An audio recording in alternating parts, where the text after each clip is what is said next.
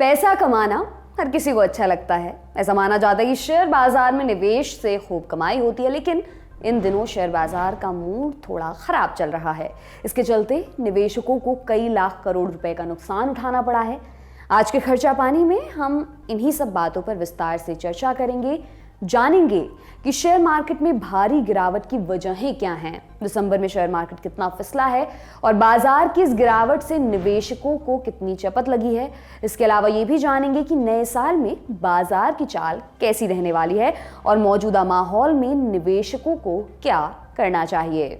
लेकिन उससे पहले ललन टॉप क्विज से जुड़ी एक जरूरी सूचना आपके लिए। अगर कंपटीशन की कर रहे हैं कड़क तैयारी, तो अब है आपकी बारी। रोज रात 9 बजे हर दिन नए टॉपिक पर खेलें क्विज और जीतें इनाम सिर्फ ललन टॉप ऐप पर। सूचना समाप्त, अब शो को आगे बढ़ाते हैं। क्रिसमस से पहले शेयर बाजार में निवेशकों के करोड़ों रुपए स्वाहा हो गए हैं। लोगों को क्रिसमस पर सांता रैली की उम्मीद थी, लेकिन बाजार में इसका ठीक उल्टा देखने को मिला है। आमतौर पर क्रिसमस पर दलाल स्ट्रीट में तेजी का माहौल देखा जाता है। पिछले 2 दशकों में 80% बार दिसंबर महीने में क्रिसमस रैली देखने को मिली है, लेकिन इस बार यह तेजी पूरी तरह गायब दिखी। इसके उलट शेयर बाजार के लिए 23 दिसंबर का दिन ब्लैक फ्राइडे साबित हुआ है। आज के कारोबारी सत्र के दौरान सेंसेक्स में 1000 अंक से अधिक की गिरावट देखी गई। बॉम्बे स्टॉक एक्सचेंज का सूचकांक सेंसेक्स शुक्रवार को 981 अंक की गिरावट के साथ करीब 59,845 पर बंद हुआ है। वहीं नेशनल स्टॉक एक्सचेंज का सूचकांक निफ्टी 320 अंक की गिरावट के साथ करीब 17,807 पर बंद हुआ है। सेंसेक्स के 30 शेयरों में से सिर्फ 1 शेयर हरे निशान पर और 29 शेयर लाल निशान पर बंद हुए। इस तरह से देखें तो आज की गिरावट काफी बड़ी है, लेकिन आज ही नहीं, पिछले कुछ दिनों से भी शेयर बाजार में भारी गिरावट का दौर जारी है। इस महीने में अब तक सेंसेक्स 3,200 अंकों से ज्यादा लुढ़क चुका है। अब आपको समझाते हैं कि शेयर मार्केट में इन दिनों भारी गिरावट क्यों देखने को मिल रही है। दरअसल शेयर बाजार में गिरावट की मोटामाटी 5 बड़ी वजहें हैं। पहला कारण है कि अमेरिका में महंगाई अब भी काफ़ी ज़्यादा है। इसके चलते माना जा रहा है कि अमेरिका में ब्याज दरें आगे भी बढ़ने की संभावना है। जापान में भी महंगाई 40 साल में सबसे ज़्यादा है। वहाँ भी सेंट्रल बैंक मौद्रिक नीति को सख्त कर रहा है। दूसरा कारण है कि दुनिया भर में आर्थिक मंदी को लेकर चिंताएं काफ़ी गहरा गई हैं। बाजार में गिरावट का तीसरा बड़ा कारण चीन समेत दुनिया भर के कई देशों में कोरोना के मामले फिर से रफ्तार पकड़ रहे हैं। ओमिक्रॉन के नए वेरिएंट को लेकर बाजार में काफी चिंता दिखाई दे रही है।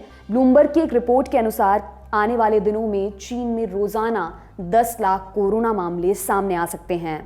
भारत सरकार ने भी कोरोना को लेकर सतर्कता बरतने की सलाह दी है। चौथा कारण है अमेरिकी शेयर मार्केट में भारी गिरावट आई है। इसके अलावा सभी एशियाई बाजारों में भी शुक्रवार को दबाव देखने को मिला है।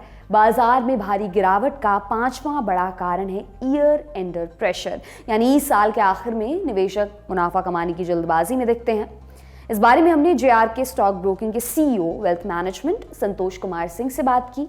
आइए उन्हें सुनते हैं। कि मार्केट में जो गिरावट देखी जा रही है इन दिनों, उसमें 2 मुख्य वजह है। और पहला वजह है उसमें कि जो कोविड-19 के जो वेरिएंट्स निकल कर आ रहे हैं और उससे जो खबर चाइना से, जापान जैसे देशों से आ रही है, तो वो एक जो है फियर फैक्टर मार्केट में आ चुका है। और दूसरा जो US से जो न्यूज़ आ रही है हमको कि वहाँ पर जो भी इकोनॉमी के डेटा हैं वो सुधरते हुए दिख रहे हैं और उसके कारण जो है फेड के रेट और बढ़ा सकता है, क्योंकि लास्ट जो फेड रेट हमने देखा है वहाँ पर उनकी जो कमेंट्री थी फेड चेयरमैन की, उसमें उन्होंने कहीं भी जो है इस तरह की बात नहीं की कि शायद interest rate near term future में कहीं भी थोड़ा कम हो सकते हैं। तो ये चिंताएं हैं मार्केट को लेकर कि अभी इंटरेस्ट रेट घटना चालू नहीं हुए तक हम लोगों के सामने फिर से कोविड जैसी सिचुएशंस क्रॉप अप हो रही हैं और शायद ये वेरिएंट ऐसा मान रहे हैं विशेषज्ञ कि ये 5 गुना से भी ज़्यादा शायद तेजी से फैलेगा।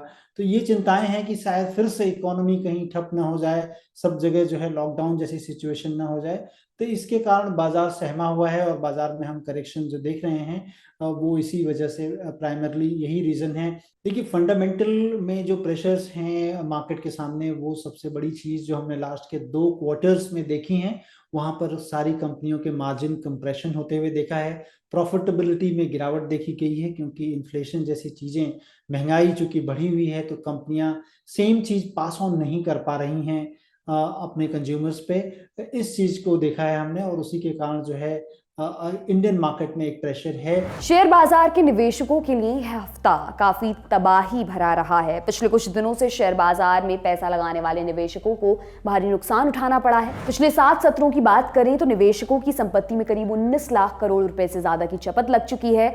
14 दिसंबर को BSE में लिस्टेड कंपनियों का कुल मार्केट कैप 291.25 लाख करोड़ रुपए था, जो 23 दिसंबर को घटकर 272.29 लाख करोड़ रुपए पर आ गया। सिर्फ शुक्रवार के सत्र में ही निवेशकों की पूंजी में 8.26 लाख करोड़ रुपए की गिरावट आई है। हालांकि ऐसा नहीं है कि सिर्फ हमारे यहाँ ही शेयर मार्केट में गिरावट आई है। अमेरिकी, यूरोपीय बाजारों और दूसरे एशियाई बाजारों का भी बुरा हाल है। कोरोना के मामले बढ़ने की चिंता से अमेरिकी शेयर बाजार में भी भगदड़ मची हुई है। वहां भी मंदी की आहट से घबराए निवेशकों ने ताबड़तोड़ बिकवाली शुरू कर दी। अमेरिका के प्रमुख शेयर बाजारों में शामिल S&P 500 शुक्रवार को करीब 1.5% टूट गया, जबकि डाउ जोन्स 1% से ज्यादा टूट गया। इसके अलावा NASDAQ में 2.18% की गिरावट देखने को मिली। अमेरिका की तर्ज पर यूरोपीय बाजारों में भी पिछले कारोबारी सत्र के दौरान गिरावट रही। यूरोप के प्रमुख शेयर बाजारों में शामिल जर्मनी का स्टॉक एक्सचेंज पिछले सत्र में 1.30% के नुकसान पर बंद हुआ, जबकि फ्रांस का शेयर बाजार 0.95% के नुकसान पर बंद हुआ। लंदन स्टॉक एक्सचेंज भी पिछले सत्र में 0.37% गिरकर बंद हुआ। वहीं शुक्रवार को एशियाई बाजारों में जापान का निक्केई 1% और दक्षिण कोरिया का कोस्पी 1.8% गिर गया, जबकि हांगकांग का हैंग सेंग और चीन का शंघाई कॉम्पोजिट 1% गिर गया। गिरावट के इस माहौल में निवेशकों को क्या करना चाहिए, इस बारे में भी हमने एक्सपर्ट से बात की। आइए उनका नजरिया जानते हैं। जिस तरह से 2023 के हम मतलब एकदम दरवाजे पर हैं, और उसके बाद 2023 के शायद शुरुआती हाफ ईयर है, शायद वहां पर कुछ चैलेंजेस देखने को मिले, क्योंकि यूक्रेन जैसी सिचुएशंस पे अभी भी क्लैरिटी नहीं है। कोविड जैसी सिचुएशंस क्रॉप अप हो रही हैं, कंपनियों के अर्निंग्स में थोड़े डाउनग्रेड देखे जा रहे हैं, तो अनिश्चितता का माहौल जरूर रहेगा। लेकिन इसी अनिश्चितता के बीच में कहीं ना कहीं आपको लंबी अवधि में निवेश करने के मौके मिलते हैं। मुझे लगता है कि हैंसफोर्थ आपको धीरे धीरे अपने चुनिंदा शेयर्स में, आप IT कह लें या इंडिया में अगर कह लें मैन्युफैक्चरिंग सेक्टर्स में, गवर्नमेंट का जिस तरह से फोकस है, आत्मनिर्भर है अभियान है उनका, या फिर मेक इन इंडिया अभियान के तहत बहुत सारी कंपनियां बड़ी बड़ी केपेक्स कर रही हैं, तो वहां पर आपको चुनिंदा कंपनियों में जरूर ध्यान रखना चाहिए कि वहां पर निवेश से आपको लंबी अवधि में फायदे हो सकते हैं। सेंसेक्स में जैसा मैं कह रहा हूं कि यहाँ से तकरीबन 2 से 2,500 पॉइंट हो सकता है कि करेक्ट हो जाए सेंसेक्स में, और वहां पर वो अच्छे लेवल होंगे जहां से आपको निवेश करने की धीरे धीरे, मतलब आपको ट्रांचेस में करें, आपके निवेश का 15 से 20% लगाएं, और फिर देखें कि अगर और करेक्शन होता है तो और उसमें धीरे धीरे आपने निवेश करना चाहिए। ये था आज का खर्चा पानी दोस्तों। ये बुलेटिन आपके लिए लिखा था हमारे साथी प्रदीप यादव ने। मेरा नाम दिव्यांशी है। एपिसोड के बारे में अपनी राय यहाँ कमेंट बॉक्स में जरूर दें। अपना खूब ख्याल भी रखें। शुक्रिया।